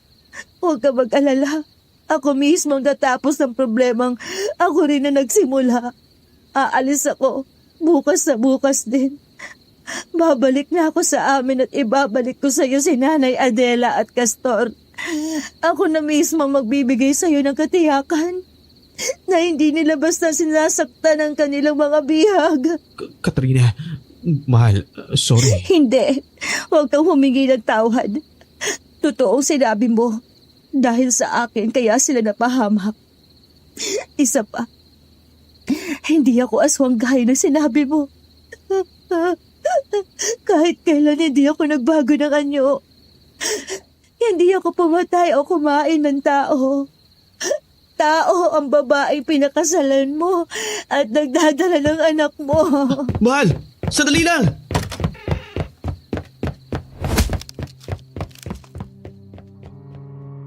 Nasuntok ko ang pader dahil sa galit nang talikuran ako ni Katrina at pumasok sa kwarto namin. Huminga ako ng malalim at pilit na kinalma ang sarili ko. Nagsisisi ako sa mga nasabi ko sa kanya. Hindi ko dapat binunton sa asawa ko ang galit kay Rigo. Matapos kong palipasin ang ilan pang sandali, ay saka ako sumunod sa kwarto namin. Naabutan ko siya na nag-iimpake ng kanyang mga damit. Agad ko nilapitan si Katrina at pinigilan ito sa ginagawa niya.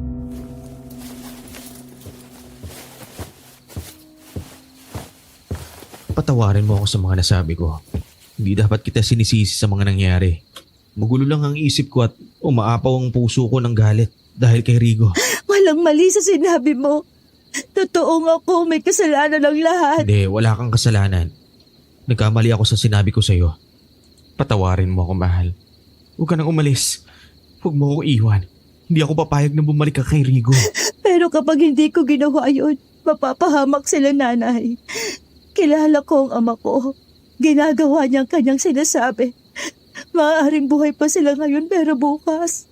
Kapag hindi ako bumalik, tsak na mamamatay sila. Gagawa tayo ng paraan. Ililigtas natin sila. Pasensya ka na sa mga nasabi ko, mahal. Huwag mo akong iwan. Ako nang humihingi ng tawad sa ginawa ni Ama. Babawiin natin sila. Hindi mo kailangang bumalik doon. Ako ang asawa mo. At dito ng bahay mo, hindi kita ibibigay kay Rigo. Pero paano sila, nanay? Maraming mga kampon si Ama. Baka hindi niyo kayanin kung kayo lang ni Castor. Akong bahala. Hingi ako ng tulong kay Lolo Dato. Lolo Dato? Teka, kilala ko yun ah.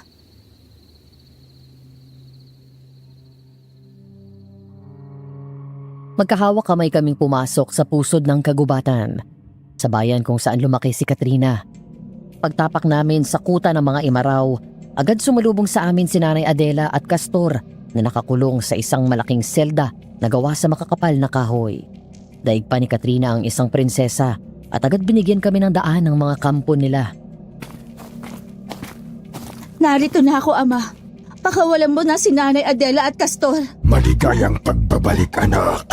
Mga kasama, tayo na't magdiwang dahil bumalik na ang susunod na pinuno ng Imaraw. Tinupad ko ang kasunduan. Pakawalan mo ang nanay at kapatid ko. Masyado kang nagmamadali, Lando.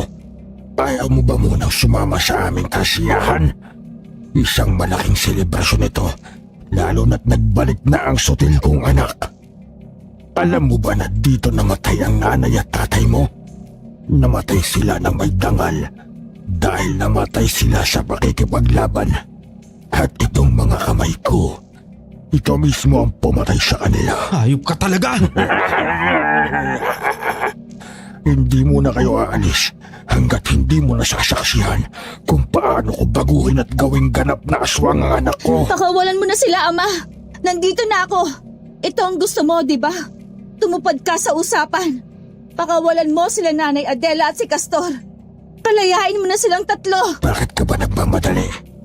Anak, ang tagal mong nawala dito sa atin. Mula nung umalis ka, wala nang gumagawa ng tsa para sa akin. Susundin ko po ang gusto ninyo pero mangako kayo, walang mananakit sa asawa ko. Narinig niyo sinabi ng anak ko.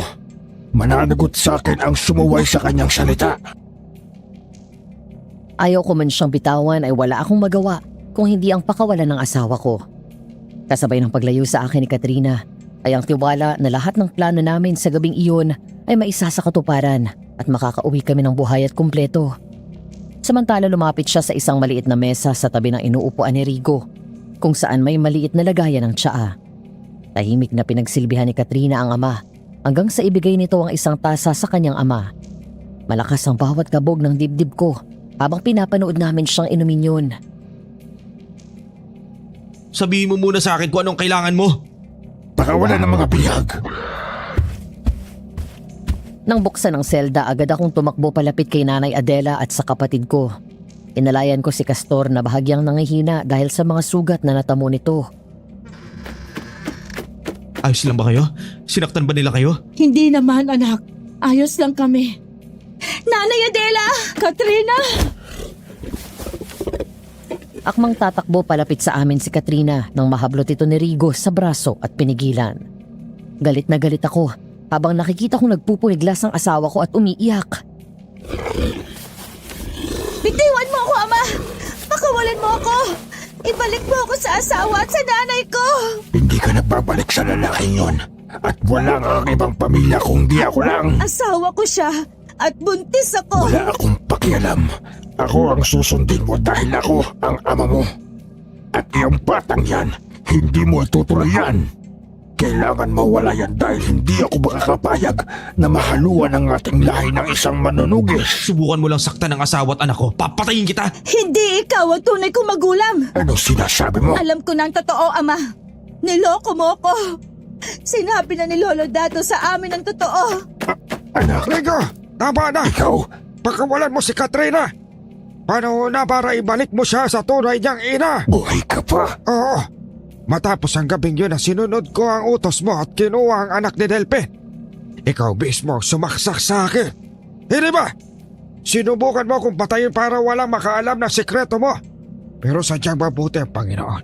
Dahil sa kabila ng ginawa mo, iniligtas ako ni Delphin at ginamot. Nabuhay ako para itama ang naging pagkakamali ko dahil sa katuwagan ko noon. Adela, patawarin mo ako. Anong nangyari? Bakit ka humihingi ng tawad sa akin? Noong gabing, sumiklab ang digmaan sa pagitan ng mga imaraw at manunugis. Bilang ganti sa pagkamatay ni Delphin at Ronaldo, sa mga mag-ina ni Rico. Tumahimik ka, tanda. Pinadukot ni Rico sa akin ang anak mo, Adela. Hayop ka! Patawarin mo ako.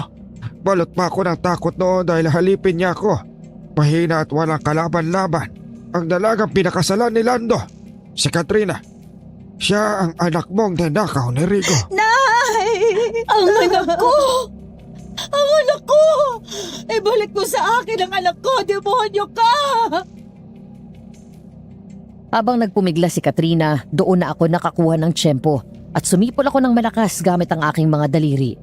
Mula sa labas ng kuta ng mga imaraw, isa-isang lumipad papasok ang mga dinamita, kasunod ng sunod-sunod na pagsabog ng mga ito.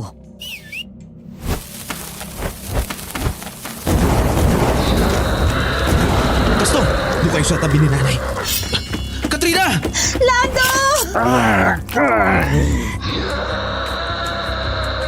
Hindi ko na hinintay pa na sumugod ito at mabilis ko siyang sinaksak ulit at tinamaan ito sa likod. Nang makabawi si Rigo ay tumakbo ito palapit sa akin. Sa kanyang pagsugod, nahagit nito ang braso ko at nasugatan ang kuko nito. Habang naglalaban kami ay nakikipaglaban din sa iba pang imaraw ang aking kasamahan at kaibigan kong mga manunugis. Gayon din ang mga kalalakihan sa baryo namin. Hindi ko ibibigay sa iyo ang anak mo. Wala kang anak dito. Hinakaw mo lang siya kay Nanay Adelia at Tatay Delvin. Masyado ng maraming buhay ang nawala dahil sa'yo. Pinatay ng mga magulang niya ni Katrina ang mga mag-ina ko. Matagal na panahon na yun at hindi nila alam na aswang ka.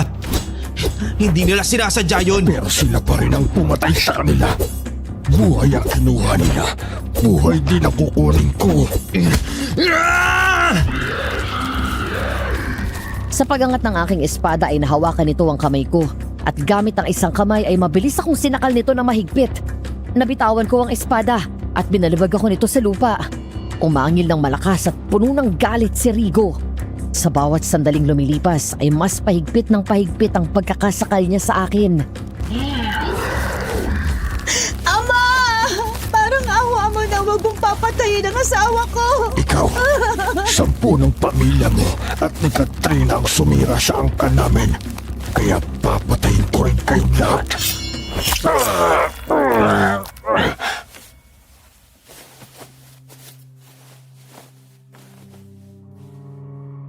Biglang lumuwag ang kamay ni Rigo sa leeg ko hanggang sa tuluyan niya akong nabitawan.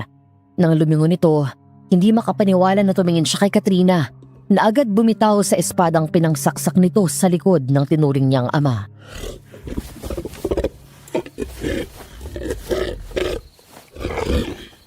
Patawad, Ama. Pero hindi ko hahayaan na may nakawin ka pa ulit sa amin. Hindi ako papayag na may magbuwis pa ng buhay dahil sa paghihiganti mo. Anong nangyayari sa akin? Bakit nanghihina ako?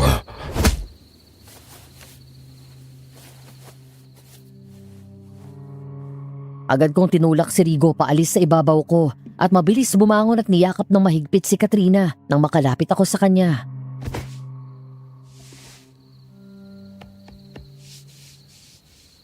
Nasaktan ka ba? Hindi naman. Anong ginawa mo sa akin? Ang katas ng bulaklak ng anipay na isang lason sa mga aswang. Hinalo ko yun sa tsaa mo. Ang sino mang aswang ang makainom nito ay manghihina hanggang sa unti-unting patigilin ng tibok ng puso mo. Si Lolo Datu ang nagturo sa akin noon. Traitor ka! Patawarin mo po ako. Huwag mo siya lalapitan. Nakikiusap ako, Lando. Kahit sa huling sandali, makapagpaalam ako sa kanya. Siya pa rin na nagpalaki sa akin at sa kabila ng kanyang kasamaan at kalupitan niya sa mga tao at kahigpitan niya sa akin noon. Siya pa rin ang kinagisnan kong ama. Sige, pero mag-iingat ka.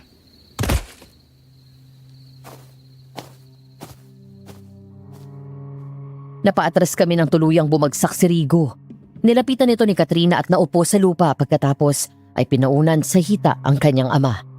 Iyak ng iyak na niyakap ito ni Katrina habang unti-unting nangihina si Rigo.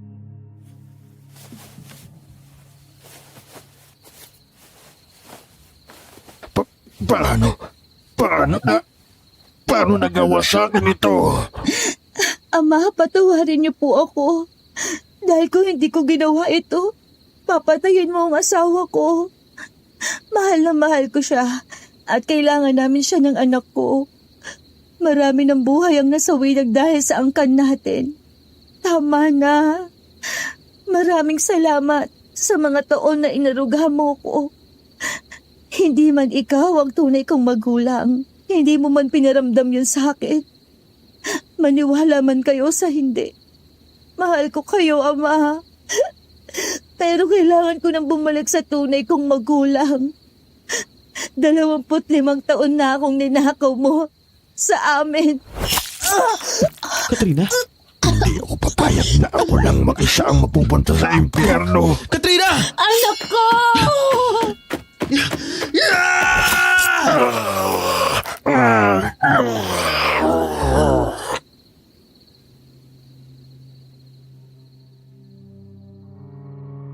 Habang yakap ni Katrina ay bigla itong sinaksak ni Rigo sa likod gamit ang matalas na kuko. Nabalot ng takot ang damdamin ko na makita ko ang nangyari. Nang bumagsak si Katrina ay bigla kong sinaksak sa puso si Rigo. Pagkatapos ay mas binaon ko pa yon hanggang sa tumagos ang talim nito sa likod.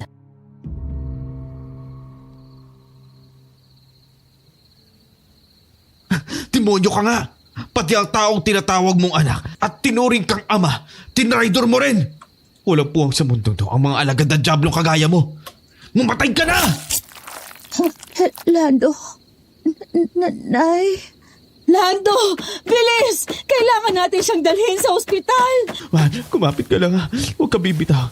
Hindi mo ako pwede iiwan.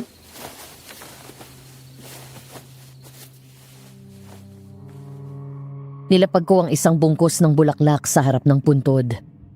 Bumuntong hininga ako at ngumiti, sabay tingin sa asul na kalangitan.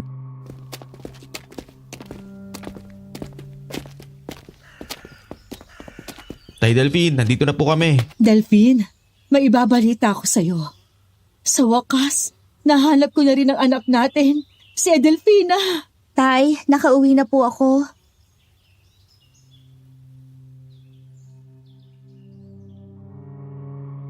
Mahigpit kong hinawakan ang kamay ni Katrina at ngumiti kami sa isa't isa. Pinahid ko pa ng daliri ang luha sa kanyang mga pisngi bago hinalikan nito sa sentido. Napakabuti ng Diyos, Madam Venus, dahil hindi niya kinuha sa akin si Katrina at ang baby namin. Dahil sa paunang lunas na binigay namin ni Nanay Adela habang pababa kami ng bundok, gamit ang mga halamang gamot at mahigpit naming tinapalan ang kanyang sugat para hindi siya mawala ng maraming dugo. Nagawa namin siyang madala sa ospital sa tamang oras.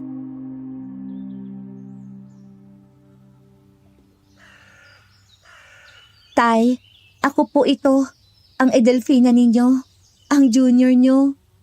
Nakauwi na po ako. Sorry po, hindi tayo nagpag-abot. Sayang, hindi tayo nagkakilala. Pero ngayon, nandito na ako. Ako na pong mag-aalaga kay nanay. Kami ni Lando at Castor. Sana, kung totoo man, sa susunod na buhay, ikaw pa rin ang maging ama ko. Gusto kitang makilala. Gusto ko maramdaman ang pagmamahal ng totoong tatay ko. Kahit hindi tayo nagkakilala, mahal kita, tay. Sayang, ninakaw sa atin ng mga imaraw ang panahon na dapat sana ay masaya tayong magkasama. May dahilan ang lahat, anak. Ang importante ay muli ka naming nabawi. Kaya pala napakagaan ang loob ko sa'yo sa una pa lang. Masaya ako dahil nakabalik na ako sa inyo. Tama palang hinala ko mula noon pa. Tao ako at hindi aswang. Ay, ang totoo, anak. May nais akong ipagtapat sa'yo. Gayon din sa inyo, Lando, Castor. Ito walang ibang nakakaalam kung hindi kami ng tatay Delphine ninyo. Ano po yun? Ang pamilya ko ay mula sa lahi ng mga aswang. Po? Kung ganun... May dugo akong aswang at dahil sa anak ko si Katrina, ganon din siya. Pero matagal nang tumalikod sa pagiging aswang ang lola ko at nagbalik loob sa Diyos. Ang kwento ng nanay ko, dalaga pa raw si lola, kaya na makapag-asawa siya at nagkaroon ng anak. Normal na tao na sila hanggang sa henerasyon namin ni Katrina. Ibig sabihin talagang may lahi akong aswang. Pero matagal nang naputol ang sumpa ng pamilya natin mula pa sa lola ko. Kaya hindi mo na dapat alalahanin yon o ikatakot pa. Sinabi ko sa'yo dahil karapatan mo na malaman ang pinagmulan mo. Napakagaling kumilos ng Diyos. Sino mag-aakala ng dalagang tinutulungan namin noon at kinukupup namin ay yung palang nawawalan yung anak. Ate, salamat ha. Kasi hindi mo kami pinabayaan na masaktan ng mga imaraw. Sinugal mo ang kaligtasan mo para sa amin. Pamilya tayo. Ang pamilya, hindi nag-iiwanan. Mahal, mula ngayon, hinto na ako sa pagiging manunugis. Yung naipon ko, gagamitin ko para mas mapalaki pa ang lupa natin tapos yun yung pagyayamanin natin. Siguro pwede na ako manggamot kagaya ng mga albularyo dahil ayokong bigyan ka pa ng alalahanin mula ngayon. Isa pa, gusto ko nasa tabi mo lang ako palagi. Susuportahan kita anuman ang desisyon mo. Mahal na mahal kita, Lando. Salamat at pinaglaban mo ako hanggang sa huli. Dahil asawa kita at mahal na mahal din kita.